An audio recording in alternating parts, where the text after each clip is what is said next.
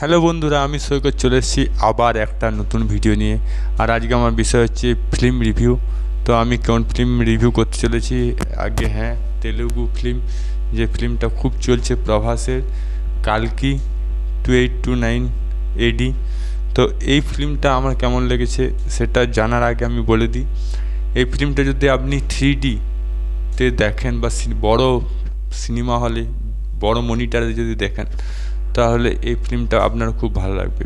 আমি বলবো, সাজেস্ট করবো, এই ফিল্মটা যদি দেখতে চান তো বড় মাল্টিপ্লেক্সে যান বা 3D ভিডিও কোয়ালিটিতে দেখুন, আপনার ফিল্মটা খুব ভালো লাগবে। এবার আমি চলে যাচ্ছি মেন কথায়।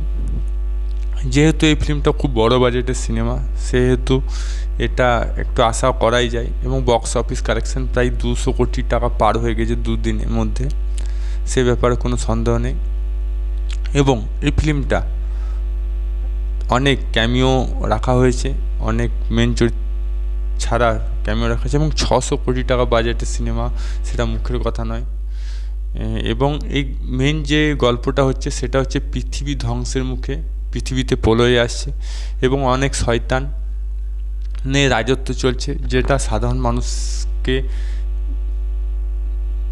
নির্যাতন করছে। এবং সেখান থেকে মুক্তি পাওয়ার জন্য ভগবান একটা পুরনো মানুষকে রেখেছে, যার কোনো দিন মৃত্যু হবে না, এবং তাছাড়া এবং একটা সন্তান জন্ম নেবে পৃথিবীতে, তার ফলে পৃথিবী সকল পাপ থেকে মুক্তি পাবে এবং সেখানকার জীবনযাত্রা পুরোপুরি আলাদা হয়ে যায়। এবং সেখান থেকে কীভাবে পৃথিবীতে সাধারণ মানুষরা শয়তানের হাত থেকে মুক্তি পাবে এবং ঈশ্বর আবার পৃথিবীতে আসবে, সেটা নিয়ে এটা গল্প। এবার যেটা ব্যাপারটা হচ্ছে, এই গল্পটা যে যতটুকু করেছে তার চেয়ে ভালো লেগেছে গ্রাফিক্সটা, সিনেমার যে পরিবেশটা, গ্রাফিক্সটা হলিউড স্টাইলে করেছে। আমরা এতদিন পয়সা খরচা করে হলিউডের সিনেমা দেখেছি, কিন্তু এই প্রথমবার ভারতীয় সিনেমা দেখলাম হলিউড স্টাইলে। তো এটা আমার খুব ভালো লেগেছে, খুব সুন্দর চিন্তা ভাবনা। এবার চলে যাচ্ছি মেন মুদ্রায়। এখানে কিন্তু প্রভাসে কামব্যাক হয়েছে ফিল্মে, সবাই বলছে, কিন্তু এটা আসলে তা না। আসলে কিন্তু চরিত্রে অভিনয় করেছে অমিতাভ বচ্চন। এখানে ভালো চরিত্রে অভিনয় করেছে, কারণ কি, অমিতাভ বচ্চনের মধ্যে একই তো লম্বা, এই ফিল্মে তাকে আরও লম্বা করেছে, এবং সবচেয়ে পুরনো মানুষেরও চরিত্রে অভিনয় করছে, যার কোনো দিন মৃত্যু হবে না, যতদিন না ঈশ্বর তাকে মুক্তি দিচ্ছে। একটা অভিশাপ দিয়েছে তাকে পৃথিবীতে থেকে যেতে হবে বহু বছর ধরে। তো চরিত্রটা আমার খুব ভালো লেগেছে, অমিতাভ বচ্চনের ফাইট সিনগুলো খুব ভালো লেগেছে। একই তো মেগাস্টার, কেন মেগাস্টার বলা হয় আপনি সিনেমা হলে গেলেই বুঝতে পারবেন। অন্যদিকে প্রভাসের কথা বলি, প্রভাসে প্রথম দিকে একটু রকিং পকিং স্টাইলে ছেড়ে দেখিয়েছে, কিন্তু শেষ দিকে সিরিয়াস দেখিয়েছে। প্রথম দিকে যে চরিত্রটা ছিল একটু ফ্রি মাইন্ডে কুল টাইপের, এবং প্রভাসকে খুব সুন্দর মানিয়েছে। কিন্তু অমিতাভ বচ্চনকে যতটা না মানিয়েছে, প্রভাসকে ভালো মানিয়েছে।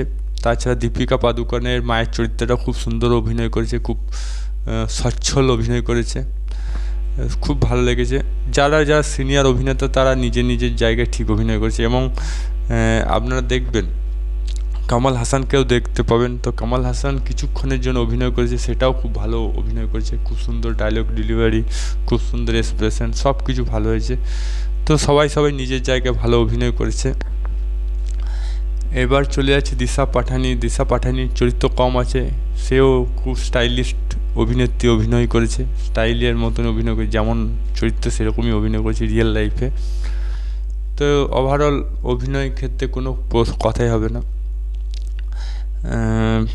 নেগেটিভ আমার কি লেগেছে, নেগেটিভ যেটা লেগেছে, এখানে প্রচণ্ড পরিমাণে ক্যামিও চরিত্র নেওয়া হয়েছে, অনেক ক্যামিও নেওয়া হয়েছে অভিনয়, যেটা ভাবাই যায় না। প্রচুর ক্যামিও পাবো আমরা, বড় অভিনেত্রী, নাম করা অভিনেত্রীদিকে পাবো। আর ব্রহ্মানন্দাকে নিয়েছে, আমার একটু ভালো লেগেছে, কারণ ব্রহ্মানন্দাকে দেখলেই মনটা ভালো হয়ে যায়, কমেডিয়ান। তো তাকে নেওয়া হয়েছে। আপনাদের মতামত কি কমেন্ট বক্সে কিন্তু লিখে জানাবেন। আমার তো কিন্তু ভালো লেগেছে, বোরিং ফিলটা হচ্ছিল না, ব্রহ্মানন্দা ছিল বলে আমার ফিল্ম দেখার ইন্টারেস্টটা আরও বেড়ে গেল। তো খুব ভালো চিন্তা ভাবনা, খুব ভালো প্রজেক্ট। আপনার দিকে বলবো এক্ষুনি সিনেমা হলে গিয়ে দেখুন সিনেমাটা, খুব ভালো হয়েছে, নিঃসন্দেহ কোনো ব্যাপার না, খুব সুন্দর। আর এন্ডিংয়ে প্রভাস এবং অমিতাভ বচ্চনের যে 20-30 মিনিটের ফাইট সেটাও খুব সুন্দর হয়েছে, এবং পৃথিবী কীভাবে মুক্তি পাবে সেটাও ভালো সিন, শেষ সিনে দেখা গিয়েছে। এটাই হচ্ছে মূল গল্প। আর আমাদের বাঙালিদের শাশ্বত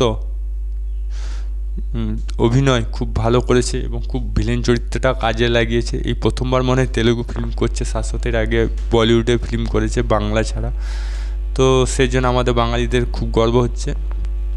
আর বেশি কিছু বলবো না। আপনাদের মতামত কি কমেন্ট বক্সে এক্ষুনি লিখে জানান। যদি ভিডিওটা ভালো লাগে তো লাইক করুন, চ্যানেল নতুন তাহলে সাবস্ক্রাইব অল বাটনটি প্রেস করুন। আর যদি ফেসবুকে দেখে থাকেন তো পেজটা ফলো করুন। আবার দেখা হবে নতুন কোনো ভিডিও নিয়ে। ততক্ষণ জয় হিন্দ, জয় ভারত, ভালো থাকো, সুস্থ থাকো।